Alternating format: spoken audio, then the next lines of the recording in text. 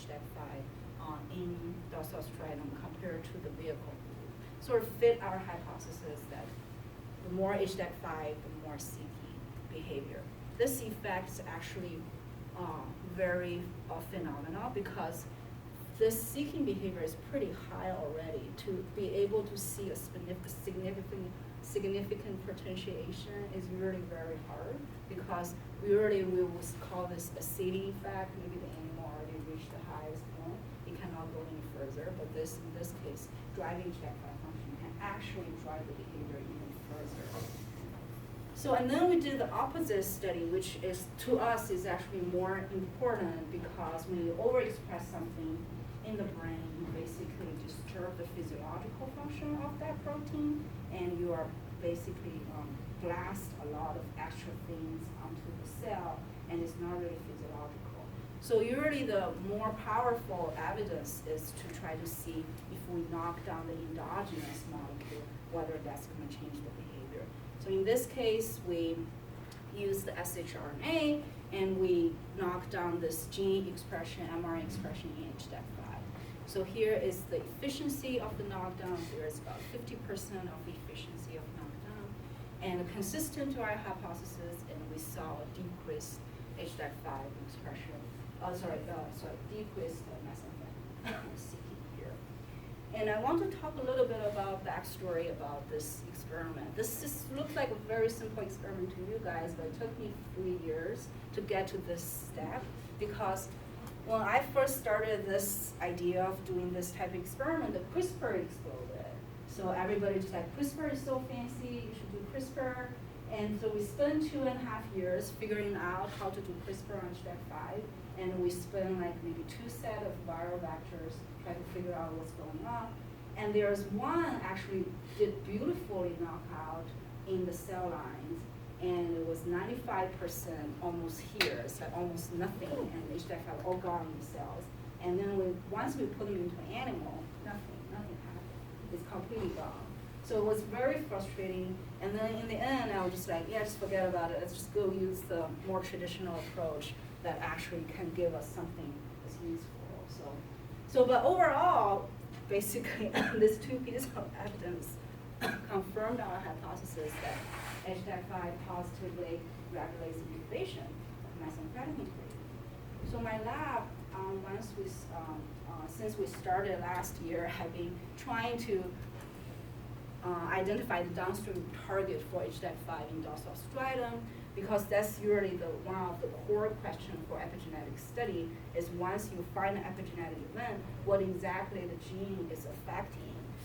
So to answer this question, I'm going to use genome-wide approach, RNA-seq and ChIP-seq, and try to figure out what exactly HDAC5 targets for. So, but I have another question is, because HDAC5 can change behavior, and the behavior comes from neuronal activity, so another question I'm interested in is how HDAC5 can actually change neuronal activity. So for this questions, I have been collaborating with Dr. Roche in our department, who does single unit recording, trying to see like if we manipulate HDAC5 function, whether it changes the neuronal firing in the dorsal striatum and change some of the reward-guided decision-making behavior. That's Dr. Roche's expert on. So this is the part of research that's going on in my lab. So this is what I want to talk about today. And at the end, I just want to do a little bit advertise for my lab. So my lab people say we are inpatient rodent detox clinic, which is pretty accurate because we get rat addicted there, and then we force them to abstain with the drug, and we try to figure out what actually makes them seek the drug or not want to seek the drug. So this is the room that we distribute drug every day to every boxes, and get the rat take the drug every day, and this is some of the early crew members. So we're recruiting grad students for 2020, so you have friends that applying for this coming cycle are interested in addiction research, they can consider our lab. And we're also looking for undergrad research students starting next summer, so if you're interested, and check my lab website. And that's about it. Yeah.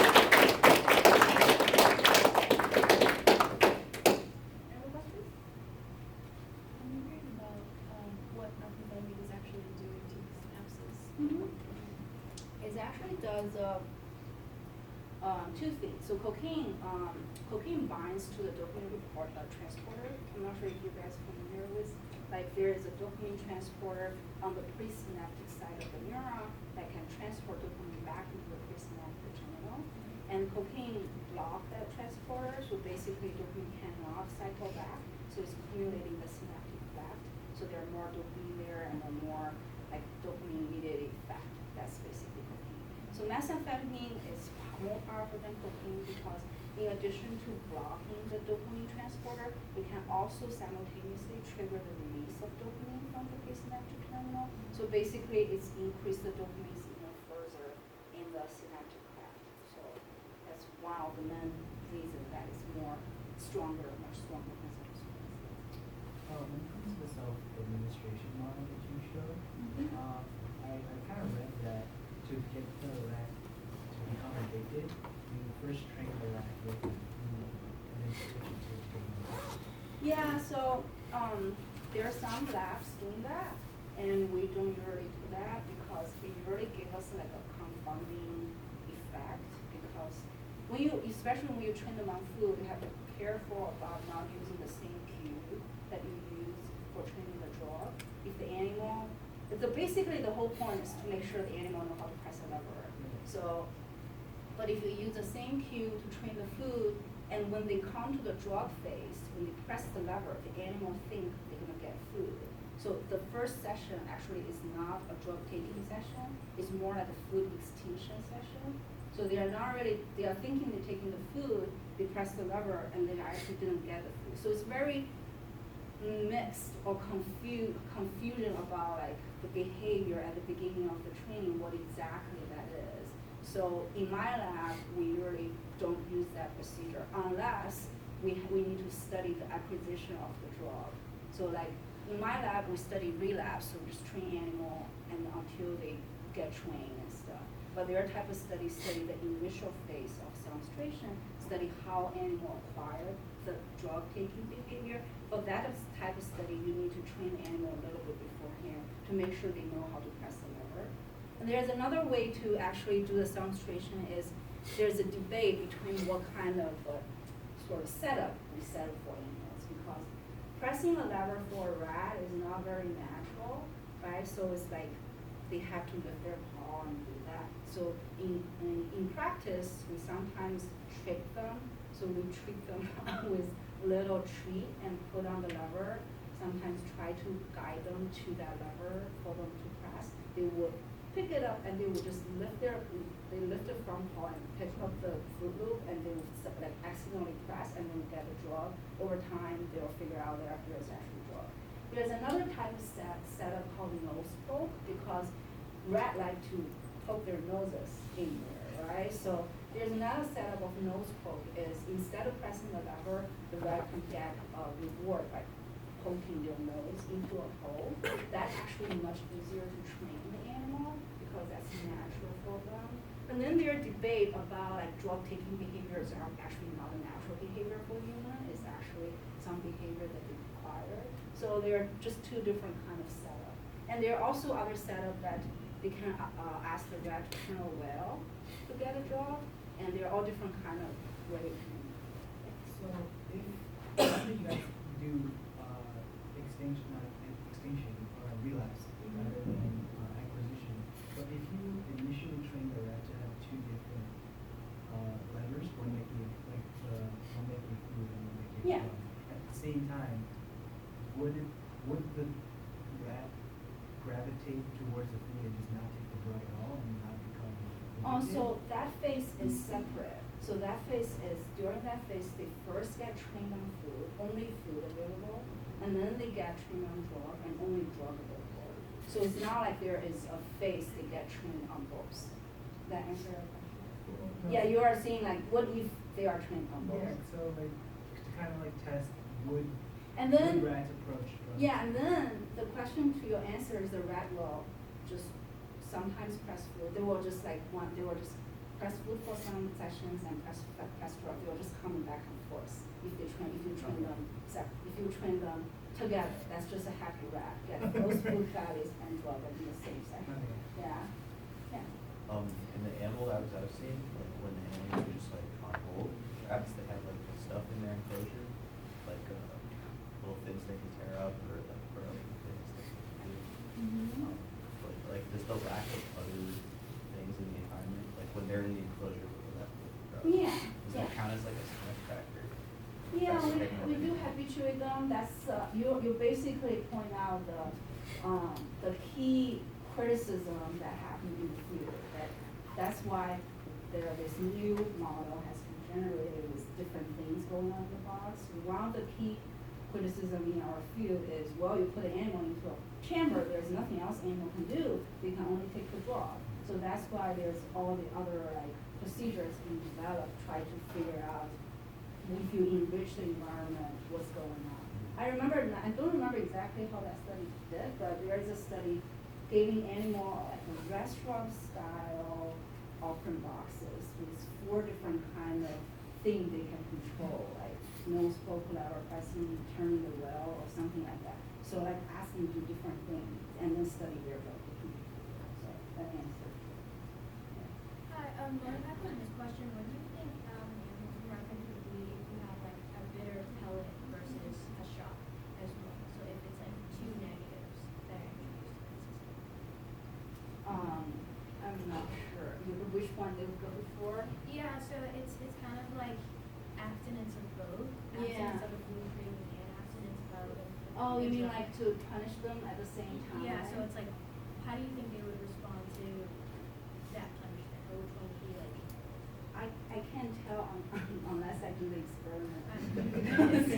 Because look at the behavior for voluntary abstinence, nobody predicted like that. So for this, we have to let the rat behave when we set up the parameter. Yes. Did you ever have any rats that died like during withdrawal?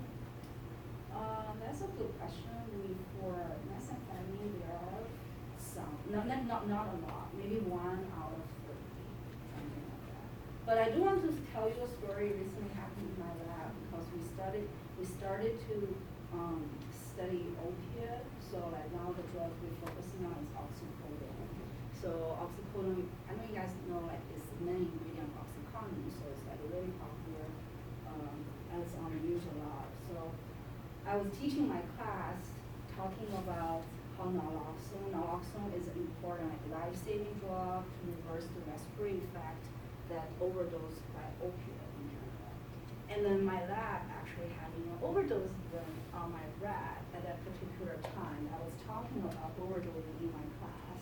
So what happens is there's a malfunction in the box. We usually set up the infusion limit to make sure these rats are not overdosed. But there's a malfunction of the box on that particular day, push the entire syringe of drug into an animal within 2 minutes. And the animal is literally like just stone there and becomes super stiff. So, and I was embarrassed around that time because we didn't have any naloxone on hand because we never thought it would happen because we set up all this parameter for them to not overdose. So I was panically calling CVS because CVS actually sell naloxone and they are pretty annoyed. They think I'm a drug addict. I just asked them, do you guys have naloxone? And they said, we only have nasal spray. I was just like, I can't spray that into an animal. So anyway, so we got a naloxone right now, but it's just like to answer your question, like their accident could happen like that. And it only happened to me on cocaine overdose once in my last year. Yeah. What is the sugar pellet made out of? Because one of the package that you read before coming in here, one of the tests was also on sucrose. Mhm. They found that incubation also existed for sucrose. Yes. for the oral sucrose. Yes. So Yeah. wouldn't you just be kind of replacing one drug with another? What do you? Like if they during the voluntary abstinence when they're given the choice between the drug and the pellet, wouldn't you kind of just be quote unquote getting them addicted to sucrose as well? Oh yeah, you mean like if you just give them 2 different kind of drugs instead of one pellet, Yeah. one drug? And people study that too. Yeah. So yeah. So I'm not sure about choice. And but the people do study the rats simultaneously take cocaine and heroin and what's going on in their brain.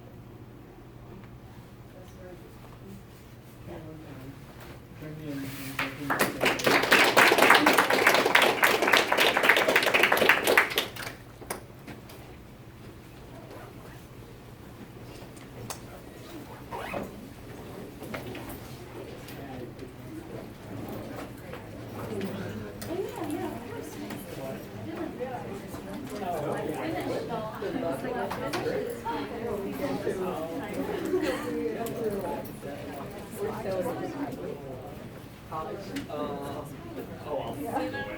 I'll.